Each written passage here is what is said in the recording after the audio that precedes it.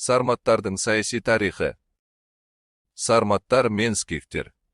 Батыс сармат иеліктері Қара теңіз жағалауындағы скифтермен көрші орналасып, олармен өзара достық қатынаста болды. Скифтер сармат жерлері арқылы сауда жасады. Сарматтар скиф патшасына жалданып, әскери қызмет етті. Сарматтардың күшеюі. Біздің заманымыздан бұрын 3-ші ғасырда сарматтар мен скифтердің қарым-қатынастары өзгерді. Сарматтар Қара теңіздің солтүстігіндегі аумақтарға үстемдік жүргізе бастады. Олар скифтерді түбегейлі ығыстырып, Қара теңіз маңы далаларында билік құрды. Осы кезеңде сармат тайпалары Риммен және Боспор патшалығымен дипломатиялық және әскери қатынаста болды. Кейбір сармат көсемдері Риммен одақтасып, жалдамалы әскер ретінде де қызмет етті. Диодор сарматтар скифтердің жерін күшпен иемденіп, халқын қырғынға ұшыратты деп жазған. Скиф аңыздарының бірінде мынадай ақпарат берілген.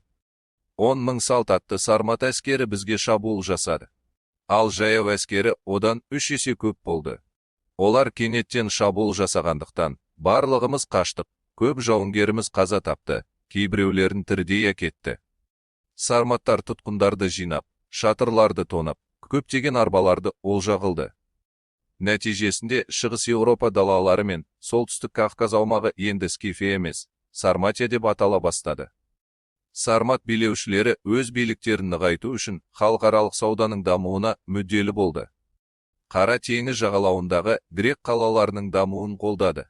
Халықаралық саудадағы жол бағыттарына өз бақылауларын орнатуға тырысты. Батыс сармат тайпалары Рим мемлекетімен шекаралас болғандықтан тығыз байланыста болды. Кей жылдары Римнің Дунайдағы жеріне жорықтар жасаса, енді бірде Римнің әскеріне қосылып, одақтаста болды. Шекарасының тыныштығы үшін Рим сарматтарға алым төлеп тұрған. Біздің заманымыздан бұрынғы 1-ші ғасырында 8 000 сармат жасағы Рим әскеріне жалданды деген мәлімет кездеседі.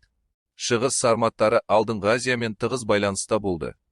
Сарматтар біздің заманымыздан бұрын 1-ші ғасырда Римге қарсы күрескен Понт елінің патшасы Митридатты қолдады. Сарматтар Боспор патшалығымен одақтасып, оның патшаларына қызмет еткен. Сарматтардың ыдырауы. Біздің заманымыздың 4-ші ғасырында ғұндардың жаппай батысқа жорығы басталды. Сарматтардың көпшілігі ғұндардың құрамына еніп кетті. Кейбіреулері Батыс Еуропаға қарай қоныс аударды. Осылайша сарматтар тарихи сахнадан дербес саяси күш ретінде жойылды.